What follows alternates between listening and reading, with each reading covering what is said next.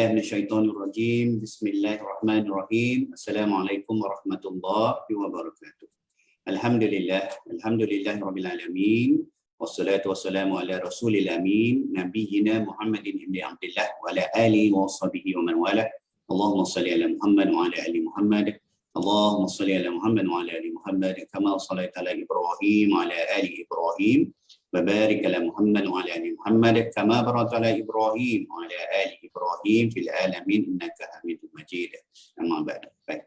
Pagi-pagi bila saya mula dengan selawat tu, selawat juga ya. Jangan kita jadi orang yang dihina apabila mendengar nama Rasulullah sallallahu alaihi wasallam, dia tidak berselawat akan baginda junjungan Nabi Muhammad sallallahu alaihi wasallam. Adab dia pula macam mana dalam majlis ilmu?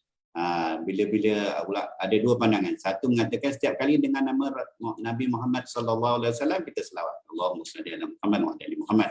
Ataupun satu lagi pandangan yang lebih besar mengatakan yang awal-awal tu, yang kali pertama dengar sebab dalam majlis ilmu ni banyak kita dengar nama baginda Rasulullah sallallahu alaihi wasallam, jadi yang pertama tu kita selawat. Yang lain-lain tu jadi sunat dia lah. Wallahu a'lam. InsyaAllah, Alhamdulillah, semalam Alhamdulillah kita sambung lagi bacaan bersama kita surah Al-Kahfi. InsyaAllah hari ini dah masuk ayat 21 sampai 27. Muka surat 296. 296, ayat 21 sampai 27. Dalam beberapa muka surat pertama ni. Dah 1, 2, 3, 4 ni, nak masuk ayat surat keempat ni. Apa dia pengajaran yang paling besar sekali, peringatan paling besar sekali yang dinukilkan oleh Allah Subhanahu Wa Taala kepada kita ni. Allah nak bagi tahu kita apa ni awal-awal ni cerita Al-Kahfi ni. Siapa boleh rumuskan setakat ni? Apa dia pengajaran yang paling besar, peringatan, pemakluman, arahan, seruan? Bab apa? Siapa nak tembak? Bab akidah. Bab akidah. Semalam kita dah bincang, hari ini kita akan jumpa Allah kata, maka ada yang mengatakan 3 orang, 4 orang. Maksud dia Allah kata, manusia ni sifat dia memang ada berbantah-bantah. 1. 2, ada sibuklah nak mencari benda-benda yang tidak ada manfaat besar bagi dia. Tidak ada manfaat besar. Memang suka. Datanglah dalam Facebook kita cerita pasal artis lah katakan. Bercerai dengan tunang, apalah ginilah gitulah, itu cerita bab artis. Cerita bab jenayah lah katakan, orang ni buat begini pada orang ni. Suka tak kita baca, kita cari kenapa, siapa dia ni macam mana. Maka kita pun boraklah sama kita pula. Memancangkan cerita. Dia ni begini sebab suami dia begitu. Menarik, memang menarik lah. Nafsu suka sangat ya. Itu bab mudah tu. Tamsilan ataupun perumpamaan yang mudah untuk kita mengatakan memang sifat kita ni sukalah mencari benda-benda yang lara ni. Memang suka sangatlah. Cerita-cerita dalam Quran pun begitu. Walaupun ditepekkan atas nama agama, tapi ada juga orang yang suka sangat mencari benda-benda yang tak ada manfaat besar bagi dia. Padahal apa dia antara pengajaran utama yang penerbit sendiri dah pilih untuk kita ni daripada surah Al-Kahfi ni lah akidah. Bagaimana Ashabul Kahfi ni sanggup dia bersusah payah keluar daripada kaum dia, keluar daripada raja yang zalim, bukan dia sebab dia susah tak makan, tapi bab akidah. Dia nak menegakkan akidah dia, akidah seorang muslim ya. Dia disyarahkan kepada kita betapa pentingnya untuk istiqamah dalam akidah. Disyarahkan kepada kita semalam apa dia perkara-perkara yang boleh merosakkan akidah, bab syirik kan. Semalam Ibn Qayyim Al-Jauzi punya takrifan syirik, dia kata besar dia, syirik besar dia, syirik kecil pun ada. Kita pun dah faham bab ulama tasawuf mengatakan syirik tu besar belaka sebab syirik tu menghapuskan pahala. Tak ada faedah dalam amal ibadah kita kalau kita ada sifat-sifat mazmumah. Itu saja dah besar. Bab itu saja dah berkitab-kitab ulama karangkan supaya kita elakkan diri daripada syirik kepada Allah. Nauzubillah. Hari ini kita sambung lagi cerita. Cerita bagaimana Ashabul Kahfi itu perjalanan dia berada di dalam gua. Kalau siapa rajin baca tafsir Ibn Katsir, awak dah jumpa dah. Cerita-cerita dia. Siapa nama raja yang zalim tu? Dia nak baca tak? Nak test. Nama raja yang zalim tu siapa? Anissa bercakap tu saya tak dengar.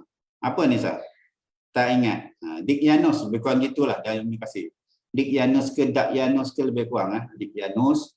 Nama raja yang apa ni Muslim tu dikatakan raja Muslim selepas Ashabul Kahfi itu hidup semula, dibangunkan semula tu pada zaman tu raja dia dah Muslim. Nama dia saya tulis ni Yan Dusus. Kalau saja nak tahulah. Ni nama zaman bila ni wallahu alam Yan Dusus perjalanan dia ada dalam tafsir Ibnu Katsir, baca sikit-sikit supaya kita dapat faham perjalanan cerita Ashabul Kahfi. Silakan insya-Allah hari ini ayat 21 sampai 27. 21 sampai 27. Perjalanan seterusnya Ashabul Kahfi. Silakan. Auzubillahi minasyaitonirrajim. Sambil-sambil itu panjang-panjangkan kepada ahli keluarga masing-masing insya-Allah. Ada seorang dua orang ahli keluarga kita tengok live pagi ni ataupun selepas ni pun alhamdulillah. Silakan. Auzubillahi minasyaitonirrajim. وكذلك أعثرنا عليهم ليعلموا أن وعد الله حق وأن الساعة لا ريب فيها إذ يتنازعون بينهم أمرهم فقالوا ابنوا عليهم بنيانا ربهم أعلم بهم قال الذين غلبوا على أمرهم لنتخذن عليهم مسجدا سيقولون ثلاثة رابعهم كلبهم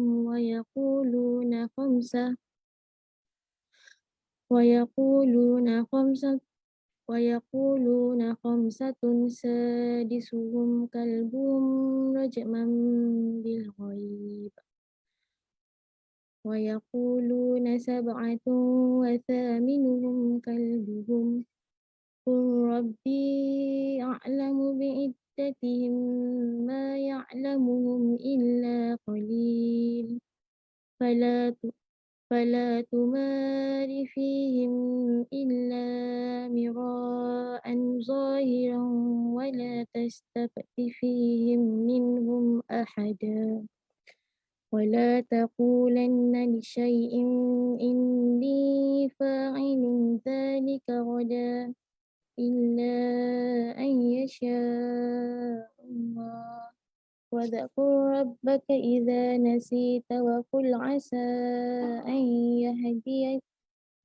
يهديني ربي لأقرب من هذا رشدا ولبثوا في كهفهم 300 سنين وازدادوا 9 قل الله أعلم بما لبثوا له غيب السماوات والأرض أبصر به وأسمع ما لهم من دونه من ولي ولا يشرك في حكمه أحدا واتل ما أوحي إليك من كتاب ربك لا مبدل لكلماته ولن تجد من دونه ملتحدا.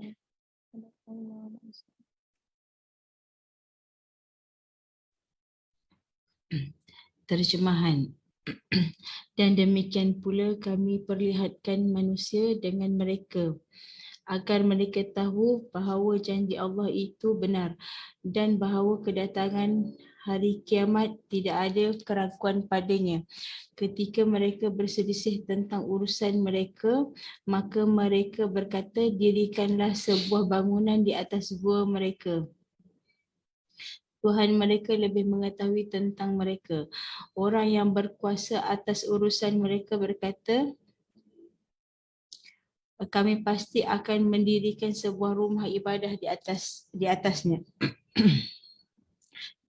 Nota 490, yang mereka perselisihkan itu tentang hari kiamat. Adakah itu akan terjadi atau tidak? Dan adakah dibangkitkan pada hari kiamat dengan jasad dan roh atau roh sahaja? Lalu Allah mempertemukan mereka dengan pemuda-pemuda dalam cerita dalam cerita ini untuk menjelaskan bahawa hari kiamat itu pasti terjadi dan yang dibangkitkan pada hari kiamat itu kelak adalah tubuh dan jiwa.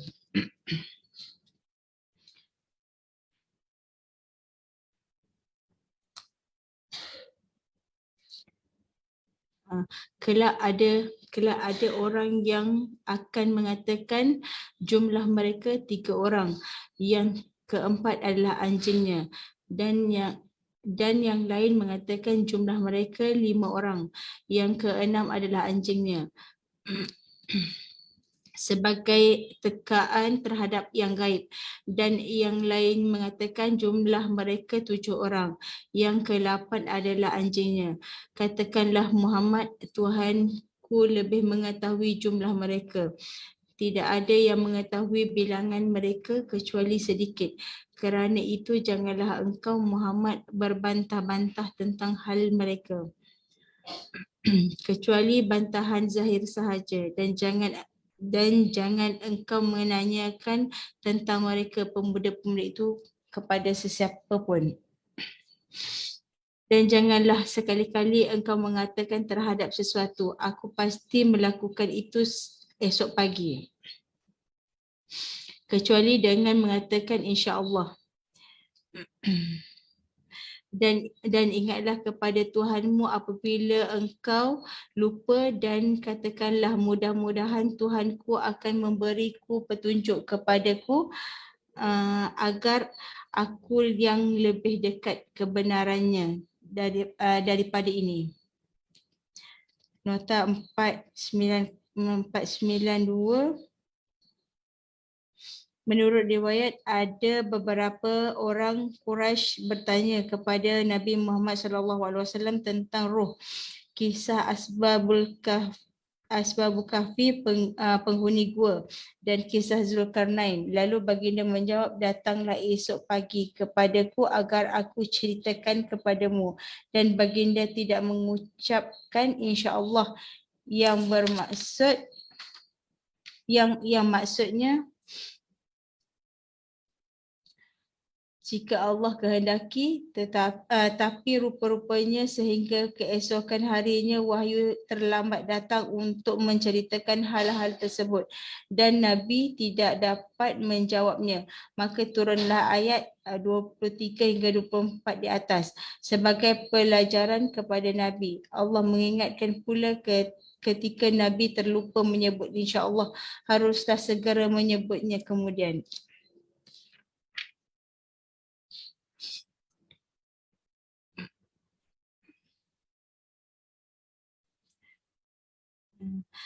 Dan mereka tinggal dalam gua selama 300 tahun dan ditambah 9 tahun.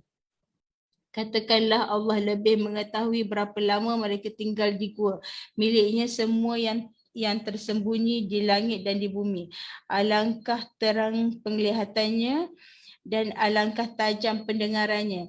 Tidak ada seorang pelindung pun bagi mereka selain dia, dan dia tidak mengambil seorang pun menjadi sekutunya dalam menetapkan keputusan. Dan bacakanlah Muhammad apa yang diwahyukan kepadamu, iaitu kitab Tuhanmu, iaitu Al-Quran. Tidak ada yang dapat mengubah kalimah-kalimahnya, dan engkau tidak akan dapat menemukan tempat berlindung selain daripadanya. Tafsir Jalalain. Qulillahu a'lamu bima labisu. Katakanlah Allah lebih mengetahui berapa lamanya mereka tinggal di gua dibandingkan dengan orang-orang yang berselisih pendapat tentangnya, sebagaimana yang telah disebutkan. Lahu ghaibus samawati wal ardh. Kepunyaannya lah semua yang tersembunyi di langit dan di bumi. Artinya semua ilmu berada padanya. Absir bihi. Alangkah terang penglihatan Allah. Lafaz absir bihi adalah sigat ta'ajub. kalimat yang menunjukkan ketakjuban. Wa asmi' dan alangkah tajam pendengaran Allah. Demikian pula lafaz asmi' bihi sama dengan lafaz ma asma'ahu. Dan yang sebelumnya sama dengan lafaz ma absarahu. Kedua-duanya merupakan ungkapan majaz. Sehingga makna yang dimaksudkan adalah bahawa tiada sesuatu pun yang tidak diketahui oleh penglihatan dan pendengaran Allah Subhanahu Wa Taala. Malahum, tiada bagi semua penduduk langit dan bumi. Min dunihi min wali. Seorang pun yang tidak dapat menolong. Wala yushriku fi hukmihi ahada. Dan dia tidak mengambil seorang pun menjadi sekutunya dalam menetapkan keputusan, kerana sesungguhnya dia tidak memerlukan adanya sekutu. Baik, Alhamdulillah, Alhamdulillah, kita berhenti situ sekejap. InsyaAllah lepas ni kita akan baca, kita akan sama-sama baca daripada tafsir Ibn Katsir penjelasan berkenaan dengan ilmu Allah. Berkenaan dengan ilmu Allah. Kita cuit sikit. Siapa nak tahu perjalanan kisah Ashabul Kahfi, buka tafsir Ibn Katsir ya. Kalau online tu jilid 5.2. 5.2. Baca je. Ini pengajar apa ni, kita ambil ibrah daripada perjalanan Ashabul Kahfi ya. Kita tahu dah yang utamanya cerita Ashabul Kahfi bab akidah. Bab apa? Akidah. Kena ingat tu bab akidah. Kita tak diminta untuk tengok, untuk cari berapa ramai anjing jantan betina, kala apa, nama gua, kat mana, negara apa, tak ada. Berapa lama Allah dah beritahu dah. Penutup je, berapa jumlah orang, berapa lama tu Allah yang lebih maha mengetahui. Begitu. Kita tak dituntut untuk mengesahkan benda-benda kecil-kecil begitu. Yang utamanya lah lebih kepada akidah. Bacalah tafsir Ibn Katsir tu untuk kita dapat perjalanan. Daripada raja jahat tu, raja yang mungkar tu, Dikyanus kepada raja Muslim tadi, apa saya kata? Lupa. Yandusus, perjalanan hidup dia. Dan perakhiran Ashabul Kahfi itu bagaimana? Ada perbincangan pula kat situ. Wallahu alam. Ini ada satu lagi kat teguran. Ini bab bagaimana Allah Subhanahu Wa Taala mengajar adab kepada baginda Rasulullah SAW. Adakah baginda Rasulullah SAW tak beradab? Tidak. Tetapi cara Allah menegur tu untuk sebahagian daripada cara untuk kita ni mendapat pengajaran daripada perjalanan hidup baginda Rasulullah SAW. Begitu juga perjalanan hidup baginda Rasulullah SAW dengan ahli keluarga dia, dengan isteri-isteri dia. Semua seling ke semua? Tak juga. Ada juga bahagian masa mukanya, kan? Ada juga bahagian membantahnya isteri, ada juga bahagian mana Rasulullah tarik kecil hati, ada semua tu dalam perjalanan hidup baginda Rasulullah SAW. Ada juga baginda sedih, tanam kebumikan anak dia Ibrahim, meleleh air mata, menangis. Sahabat kata, ya Rasulullah kata tak boleh menangis. Sifat tu sifat biasa. Rasulullah kata boleh menangis, tak ada masalah. Jangan merau-rau, meronta-ronta, itu yang dilarang. Menangis ketika kebumikan orang kita sayang, memanglah kita menangis weh. Tapi janganlah duduk dekat kubur tu macam orang bukan Islam yang tak ada agama tu.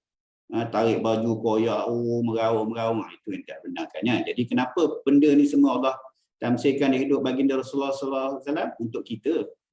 Kita ambil pengajaran. Dalam bab ni Allah menegur Rasulullah bahagian mengatakan insya Allah.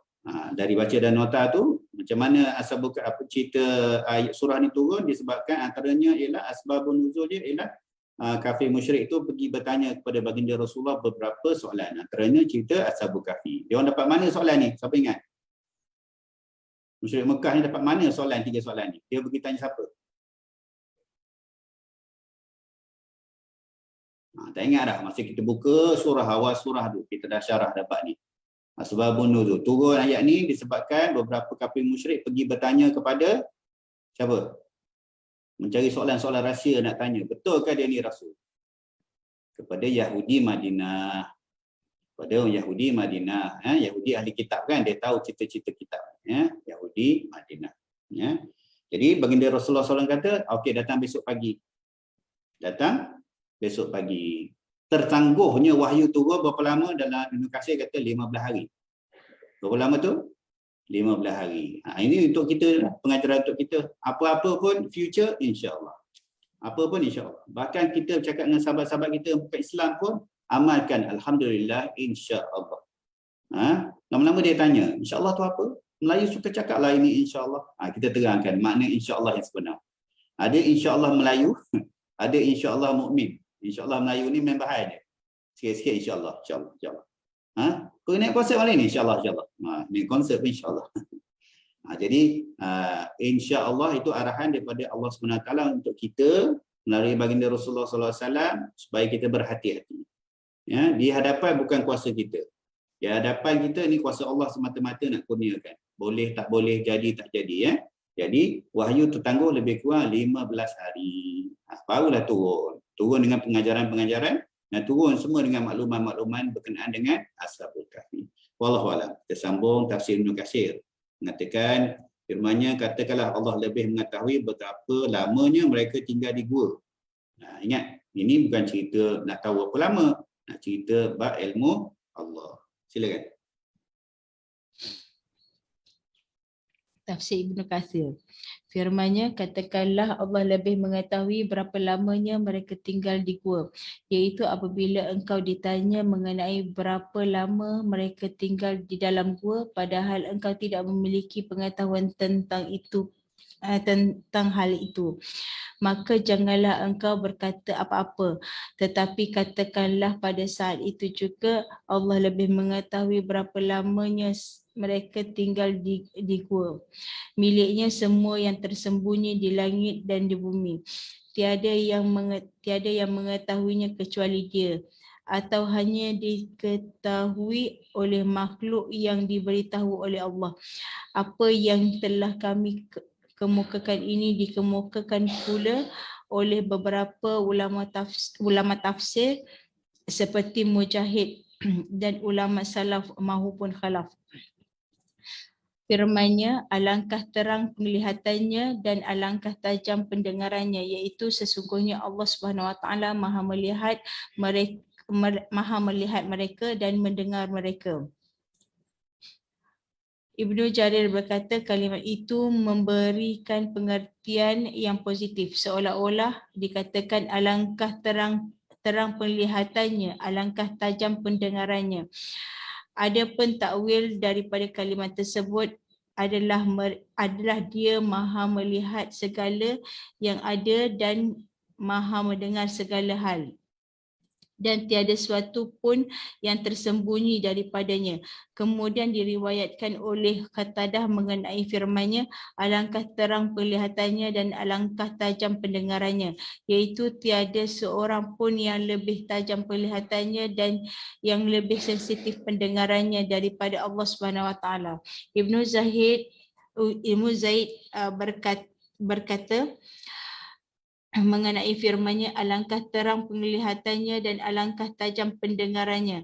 Dia melihat seluruh amal mereka dan mendengarnya dengan sami'an basiran, maha mendengar dan maha melihat.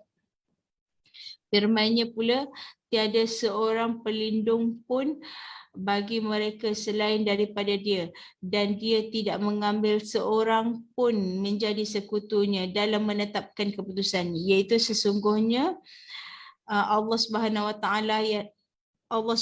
Taala lah yang mempunyai hak menciptakan dan memerintah yang tidak dapat dibantah hukumnya. Dia tidak memiliki pembantu, penolong, sekutu serta penasihat. Dia Maha Tinggi lagi Maha Suci. Riyadhus Salihin. Daripada Abu Musa Al-Ash'ari radhiyallahu anhu, dia menceritakan bahawa Nabi SAW apabila khawatir kepada suatu kaum, baginda berdoa, Ya Allah, sesungguhnya kami menjadikanmu di leher-leher mereka, iaitu menghadapi mereka, dan kami berlindung kepadamu daripada kejahatan mereka. Hadis riwayat Abu Daud dan An-Nasa'i dengan sanad yang sahih. Hadis ini memberi pengertian satu, penjagaan diri daripada musuh dan kemenangan atas mereka hanyalah dengan pertolongan dan kekuatan daripada Allah Subhanahu Wa Taala. Dua, pencegahan kejahatan musuh itu hanyalah daripada Allah Subhanahu Wa Taala, kerana sesungguhnya Allah lah yang mengetahui apa yang disembunyikan di dalam hati mereka dan apa yang dizahirkan. Tiga, hendaklah kita meminta perlindungan kepada Allah Subhanahu Wa Taala daripada kejahatan musuh-musuh dan tidak berharap bertemu mereka. Dan apabila seorang hamba diuji, maka ia wajib sabar menghadapi ujian tersebut dan memohon keselamatan daripada Allah Subhanahu Wa Taala.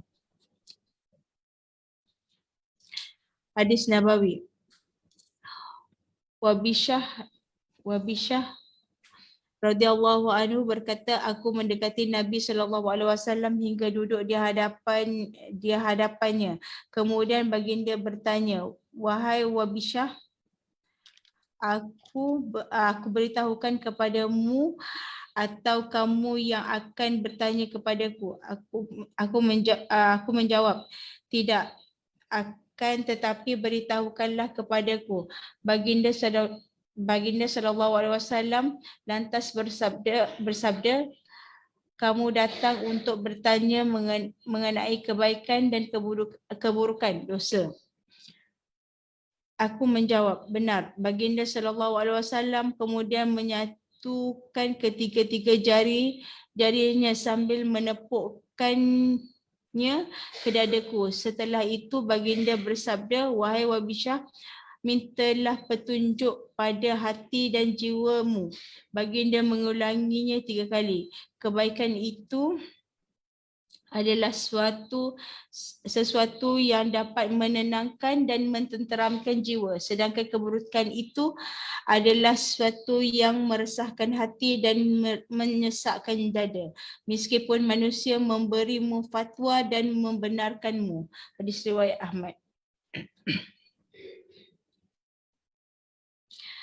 Hadis Qudsi daripada Abu Hurairah, dia berkata, Rasulullah SAW bersabda, aku memohon kepada Rabbku, lalu Allah memberiku janji untuk memasukkan umatku sebanyak 70,000 dalam bentuk seperti bulan di malam purnama. Lalu aku meminta tambahan dan dia memberiku tambahan beserta tiap-tiap 70,000 seribu orang. Lalu aku berkata, wahai Rabb, bagaimana jika jumlah itu tidak dipenuhi daripada orang-orang yang berhijrah daripada umatku? Allah berfirman, kalau begitu akan aku penuhi jumlah itu daripada Arab Badawi. Hadis riwayat Ahmad. Baik, alhamdulillah. Wallahu a'lam ya.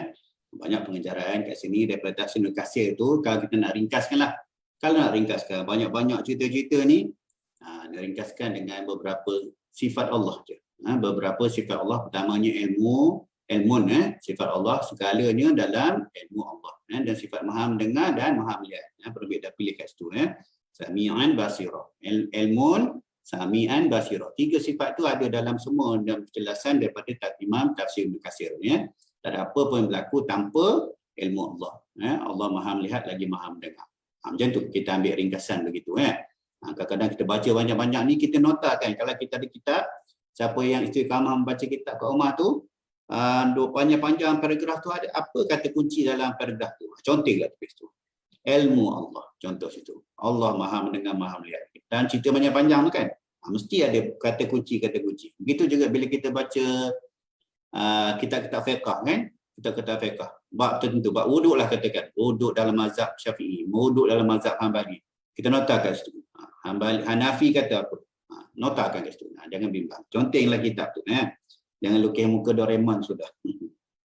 Kemudian daripada Riyadhus Shalihin tu, nak ringkaskan apa? Dengan zikir la haula wala quwwata illa billah. Ataupun la haula wala quwwata illa billahil aliyyil. Tak ada daya, tak ada upaya melainkan pertolongan Allah semata-mata. Itu Jadi nak pertolongan daripada musuh dan sebagainya, nak pergi berjuang, ingat zikir. Banyak kelebihan zikir ni. Kalau tengok daripada tafsir, daripada hadis, dalam hadis Sahih Muslim ada, Sahih Bukhari pun ada, dengan lafaz-lafaz yang berbeza. Ada mengatakan kalau nak perbendaharaan Allah di syurga. Siapa nak perbendaharaan di syurga, Allah kurniakan kita satu perbendaharaan. Maksud dia macam-macam lah, wallahualam lah. Benda utama lah tu di syurga. Istana ke apa, wallahualam. Lalu lafazkanlah la haula wala quwwata illa billah. Tapi dia lagi besar pada itu sebenarnya. Kita berserah diri kita kepada Allah. Bukan serah begitu, tak buat apa-apa, la haula wala quwwata illa billah. Tak boleh. Kita Ahlussunnah wal Jamaah ni dituntut untuk berusaha kan. Jadi zikir tu zikir besar. Banyak lagi dikatakan melepaskan 70 perkara mudarat, antaranya kefakiran. Tak nak miskin, tak nak fakir, zikir dengan zikir tu. Ada apa lagi 69 tu? Wallahualam. Kena carilah, saya pun tak ingat. Macam-macam lah ditafsirkan oleh ulama-ulama berkenaan dengan hadis-hadis tersebut. Jadi la haula wala quwwata illa billahil aliyil azim jadikan sebagai zikir harian kita. Bukanlah semata-mata untuk tak nak miskin dan sebagainya, tapi nak berserah diri kepada Allah.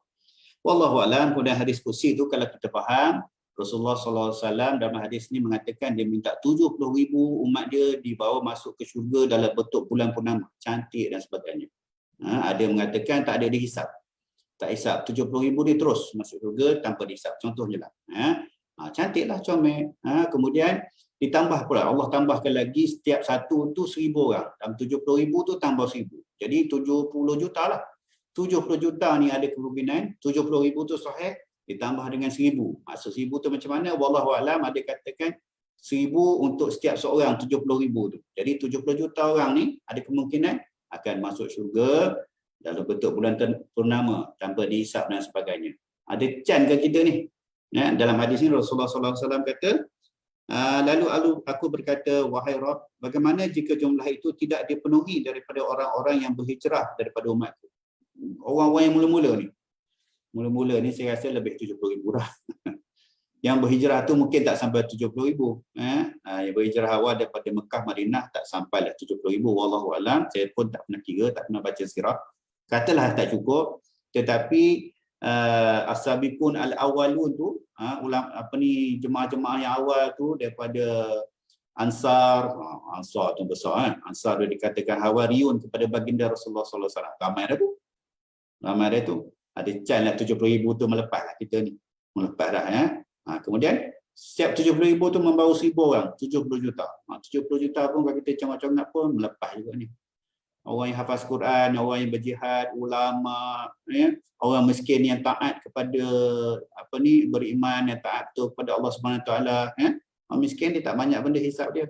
Ada can nak kita masuk dalam 70,000 atau 70 juta? Macam tak ada can lah.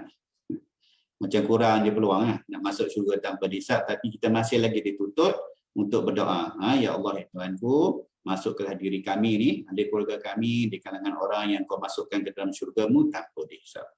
Tak pun doa, ya Allah Tuhanku, ringankan hisap kami. Allahumma inna hasibna hisaban yasira. Ya Allah, ya Rahman Rahim, ringankanlah hisap kami. Bimbang. Rasulullah SAW kata, siapa yang kena hisap tu adalah sebahagian daripada azab. Wallahualam. InsyaAllah besok kita sambung lagi ayat 28 sampai 34. Penerbit pilih title Pengetahuan yang Maha Mulia.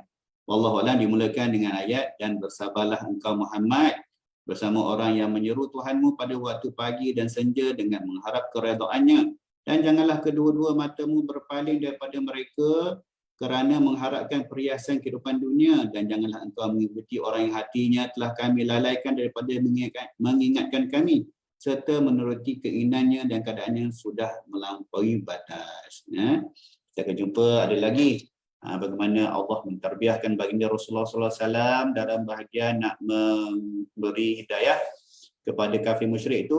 Jangan bimbang, Allah kata. Ini dah beberapa kali dah diulang dalam Quran. Jangan bimbang, jangan kau sampai sedih hati sampai nak menjahanamkan dirimu.